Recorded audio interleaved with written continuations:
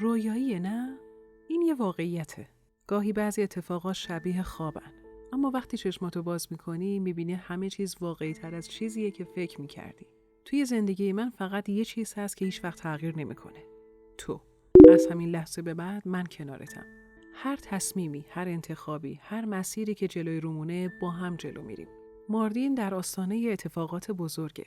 در قسمت جدید سریال اختلاف‌ها عمیق‌تر میشن. روابط وارد مرحله‌ای تازه میشن و داستان وارد مسیری میشه که شاید کمتر کسی انتظارشو داشت. رفقا درود. فرنوش هستم و مثل همیشه با یه ویدیوی تحلیلی مفصل و پرجزئیات کنارتونم. امروز قراره با هم یکی از شلوغ‌ترین و مهمترین قسمت‌های سریال رو بررسی کنیم. قسمتی که توش هم عشق داریم، هم تنش، هم تصمیم‌های سرنوشت ساز و هم اتفاقاتی که مسیر داستان رو تغییر میده. توی این ویدیو قرار مفصل درباره این موضوعات صحبت کنیم. آیا بچه جهان به دنیا میاد یا نه؟ وضعیت نیکا جهان به کجا میرسه؟ اجمل دقیقاً چه نقشه‌ای توی سرش داره؟ جهان دنیز به کجا برده شد؟ و در نهایت مهمترین سوال، آلیا به فرزندش میرسه یا نه؟ قبل از شروع تحلیل اگه از این مدل ویدیوها خوشتون میاد حتما ویدیو رو لایک کنین. برای اینکه تحلیل‌های بعدی رو هم از دست ندین کانال رو سابسکرایب کنید و زنگوله رو بزنید. خب اگه آماده این بریم سراغ تحلیل اصلی. خیلی وقت بود که بیننده‌ها منتظر این اتفاق بودن. سناریست خیلی طولانی این موضوع رو عقب انداخت و بالاخره در قسمت اخیر این نزدیکی شکل گرفت. خیلی معتقد بودن که این اتفاق باید زودتر میافتاد تا بیننده ارتباط عاطفی قوی‌تری با داستان بگیره. با این حال همین که بالاخره این مسیر باز شد برای بخش بزرگی از مخاطبان رضایت بخش بود. اما یه نکته مهم اینجاست. این رابطه قرار نیست مسیر ساده‌ای داشته باشه. همونطور که از فضای کلی داستان مشخصه، این نزدیکی بیشتر از این که بخواد آرامش بیاره، قرار چالش‌های جدید ایجاد کنه. بریم سراغ موضوع بچه، مسئله‌ای که دیر یا زود مطرح میشه. وقتی سریال وارد این فاز میشه، تقریبا مشخصه که موضوع بچه هم دیر یا زود مطرح میشه. سناریست قبلا هم در روابط دیگه سریال از همین الگو استفاده کرده و بعید اینجا مسیر متفاوتی بره. بخش زیادی از مخاطبان از مطرح شدن این موضوع استقبال میکنن چون احساس میکنن داستان وارد مرحله جدی‌تری میشه. اما باید به یه نکته توجه کنیم. این موضوع بیشتر از این که پایان خوشی داشته باشه، میتونه شروع بحران‌های جدید باشه. به خصوص با توجه به شرایط آلیا و تصمیم‌هایی که قراره در ادامه بگیره.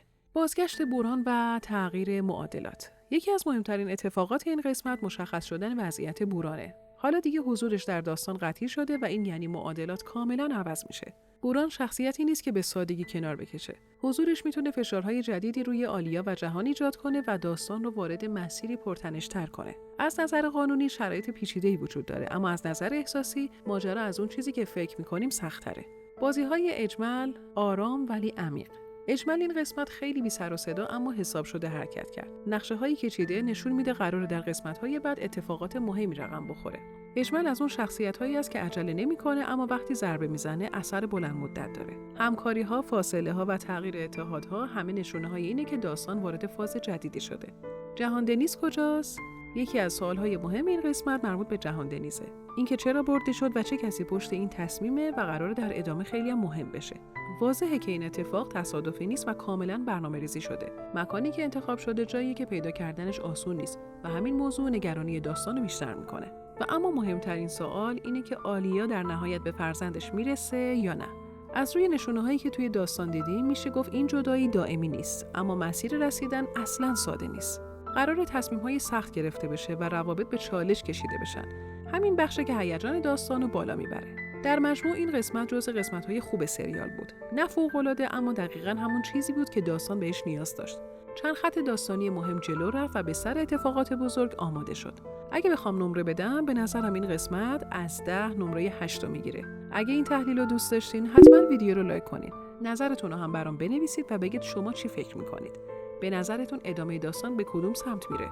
اینم از تحلیل امروز. تا ویدیوی بعدی مراقب خودتون باشید و بدرود.